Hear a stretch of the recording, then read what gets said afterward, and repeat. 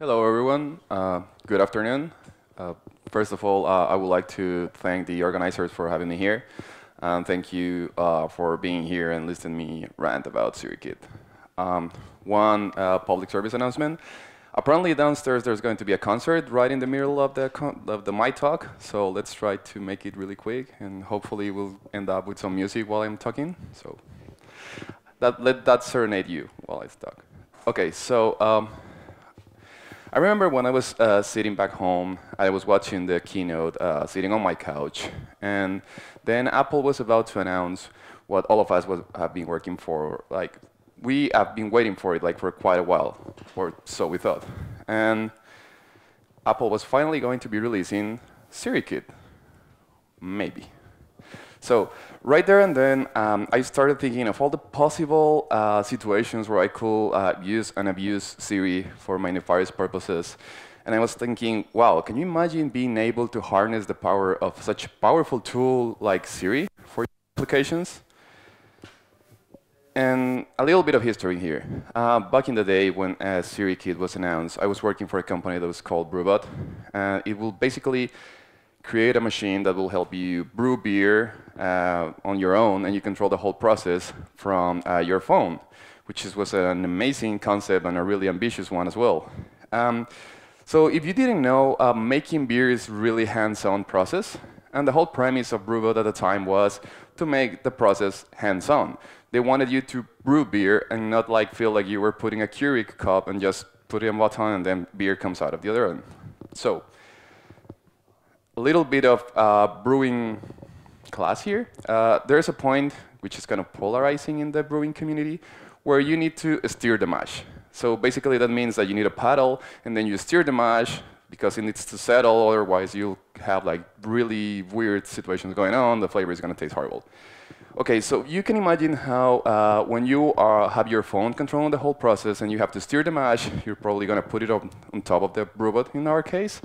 And that could lead to the phone falling down and crashing the screen, and it actually happened to a couple of people at a Brewbot.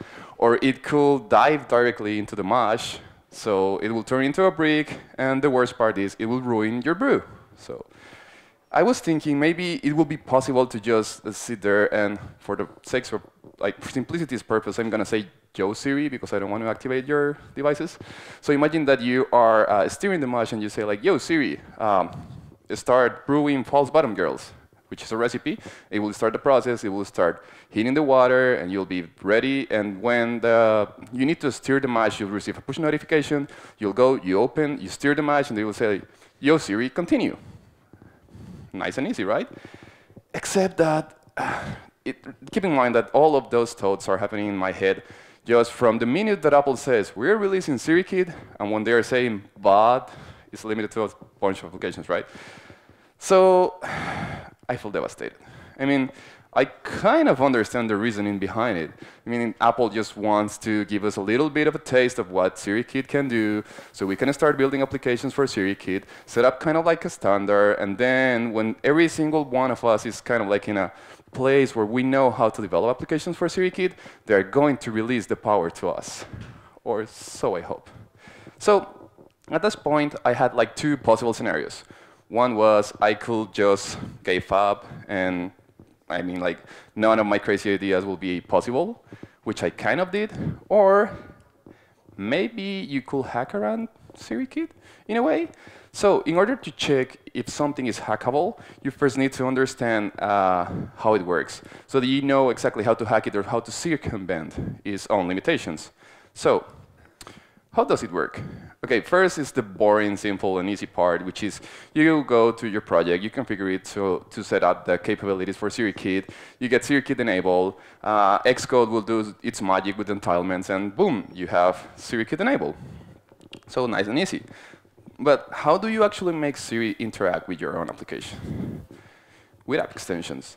So if you don't know exactly what app extensions are, think of them as mini applications that are embedded into your own binary, so that when they get installed into your device, your application will also install those extensions, kind of like today's widgets or how Apple Watch apps work, right? So they can bundle it with your app, but they are still sandbox. So if you want to start sharing data between your widgets and your extensions and your main application, you need to start using shared containers, which is beyond the point of this this talk, so you can imagine it. So intents and UI intents. Now we're getting to the nitty-gritty part of how actually SiriKit works. So SiriKit doesn't need both of these intents to work. It depends on what you want to accomplish with your SiriKit integration. So let's go to the first one, which is the intent. An intent is an extension which will get called when you execute a Siri command that should match your application. So basically, it's the way to represent the user's intent of trying to command Siri to do something. And the way that it works is like this. You say, yo Siri, send hello to Travis using Commander.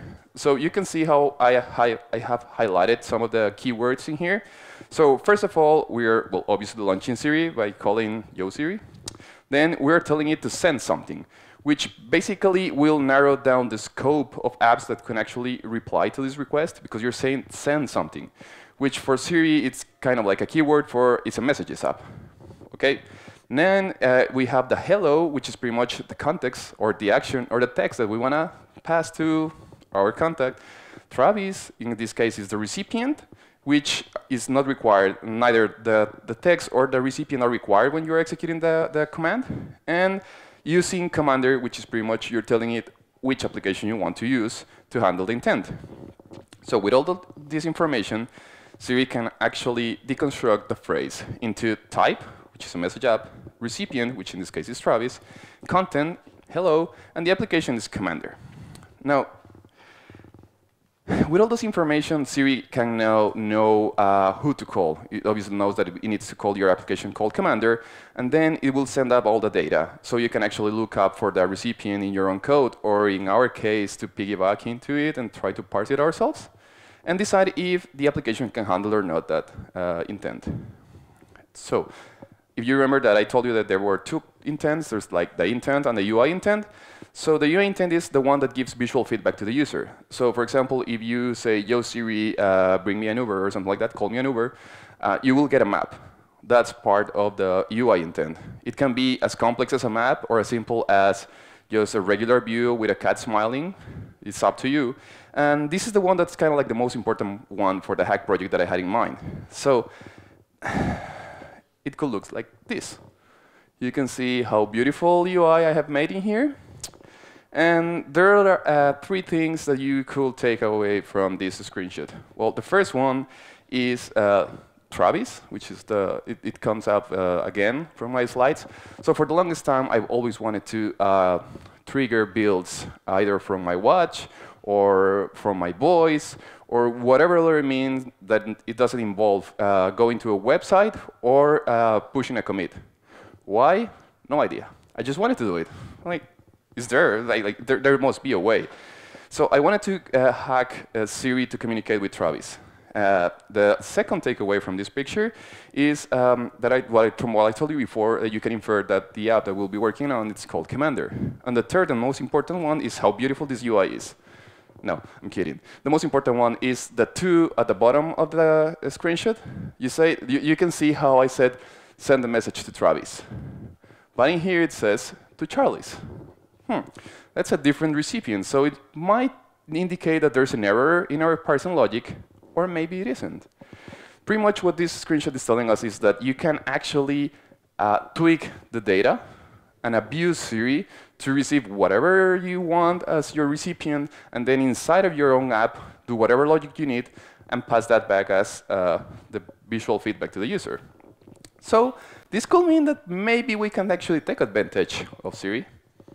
Or perhaps. I mean, we're still a long way ahead before saying if something can be hacked like this. So we still need to figure out a way to parse our objects and map our recipients, right? So let's go to what this hack app is going to do. First of all, it has like a couple of parts. The first one being that I want to query Travis based off on whatever user I want, and I wanted to retrieve the list of repos and what was the state of their last build. And the second one is if there's a failed job, I want to actually launch it. using Siri. So let's see some code and try to dissect how can we verify if it's hackable or not and how we will need to do it. So maybe you can see that code. Don't worry, we're going to go one by one so that you can actually understand what's going on and how to abuse it. So the first scenario that we're going to check is what happens if there are like multiple matches for a contact.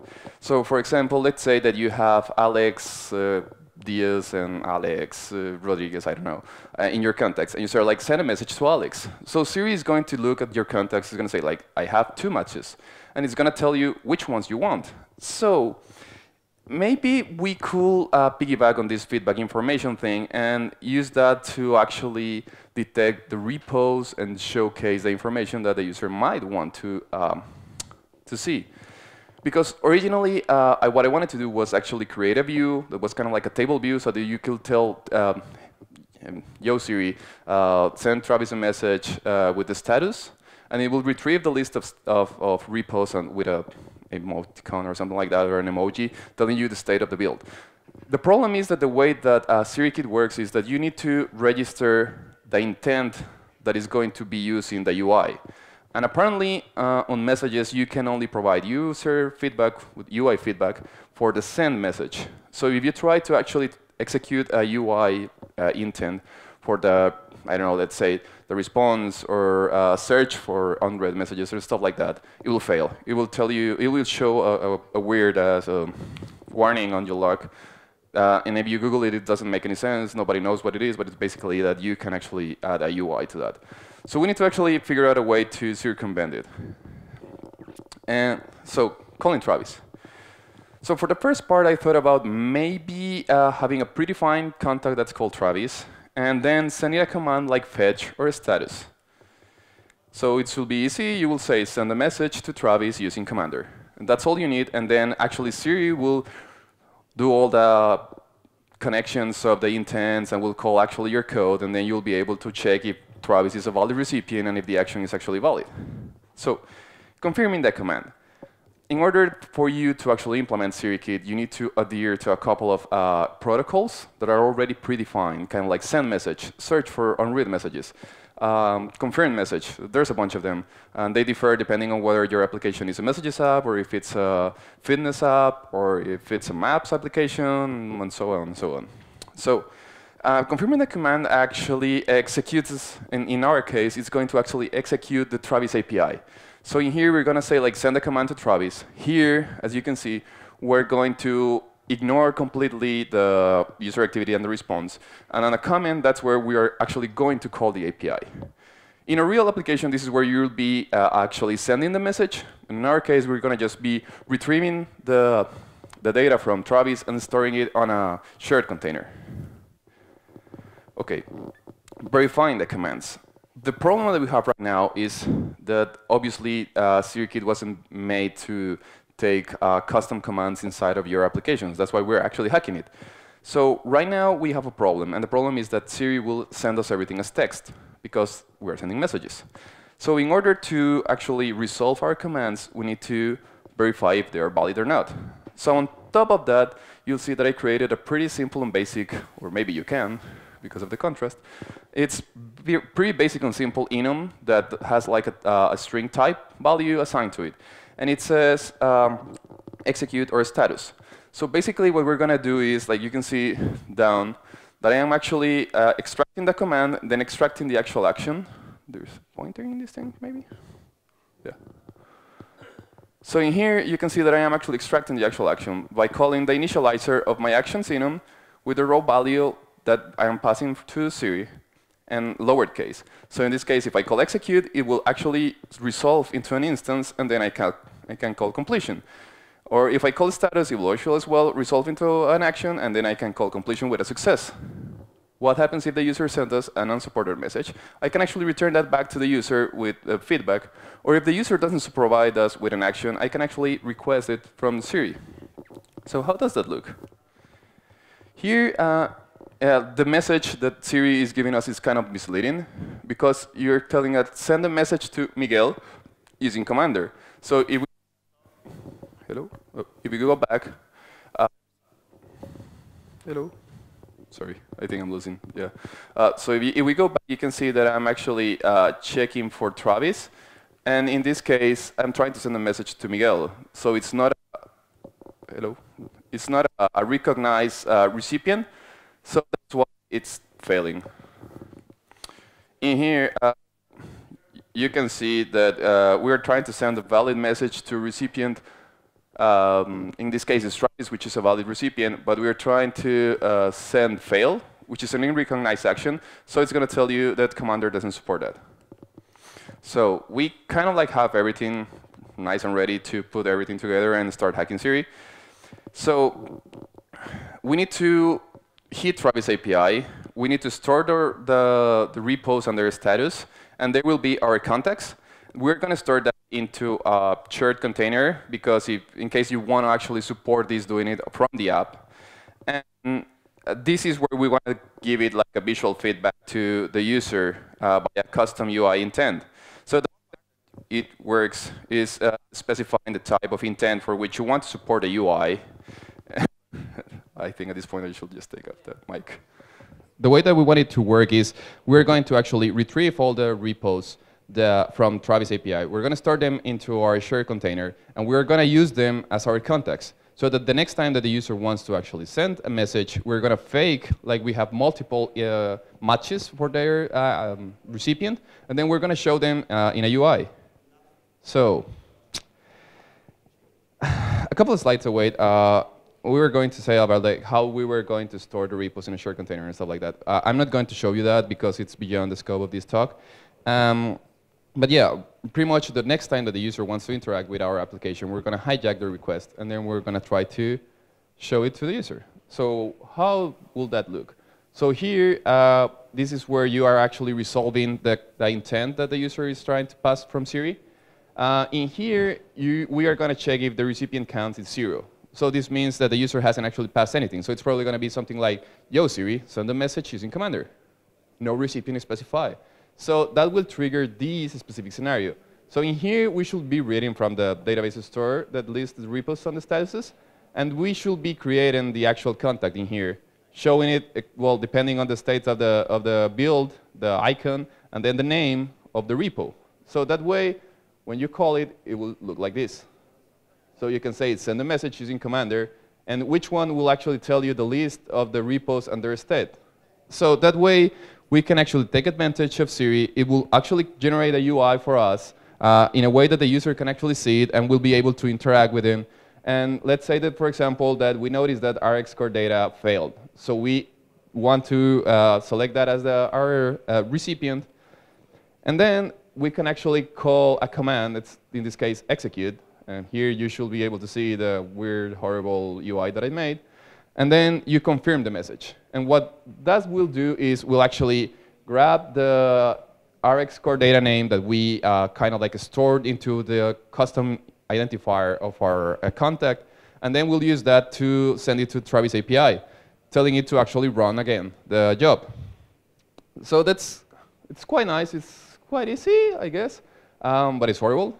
So we are almost there. I mean, I did it really quickly, trying to avoid the concert. Sorry. So what are the shortcomings? Well, we obviously have proven that Siri is quite powerful, that it can be abused, that we should be able to do a lot more with it. The problem is, one caveat is the language, because depending on which language you're talking, Siri is going to react differently. For example, in English, it works okay-ish. In Spanish, it works okay-ish. But I've heard that in German, you need to be really specific, kind of like you need to say like the keywords specifically in a correct order or something like that. Otherwise, Siri won't recognize them, which defeats the purpose of what Siri was supposed to do. It's supposed to understand you like a real-life human helper. Also, the feedback and concepts are quite confusing, because we are piggybacking on top of a messages app, right? So in this case, the language that Siri will provide to the user doesn't make much sense. Like, I was not able to send a message to RX card data. OK, I guess. So it also, the vocabulary of the Siri Kid intents will vary depending on what you are doing, because the startup apps, for example, they have a more rich UI intent availability, But the problem is that also the vocabulary won't match to what you're doing, so it's even harder to piggyback on top of it. Takeaways. So basically, it's quite powerful. But we still are a long way from actually being a real-life assistant. Maybe next year, Apple will release a little bit more of Siri, although I wouldn't hold my breath. I see laughs. So yeah, maybe, hopefully, at least they provide more and nicer integrations so that we can actually use it easily instead of actually having to create our own parsers. So yeah, overall, I mean, Siri is really nice. You can actually really easily abuse it. But the problem is that that's not the way that it should go. I mean, if you want to do it for your own pet projects or whatever helpers you want to have at home, it's nice. The problem is that you won't be able to submit something like this to Apple because they will reject you because you're not actually a messaging app, unless you are and you're abusing it, which is even worse. So thank you. Here you can find me on Twitter, GitHub, my blog. I will be uploading the code sample that will actually connect to Travis API. So everything that you saw today was kind of like fake it because I was hoping to demonstrate it in here, but I was told that the Wi-Fi wasn't that good. So I decided to not do it, but the code will be there, and you will be able to actually execute Travis queries and execute jobs from Siri using it. So yeah, tú sabes.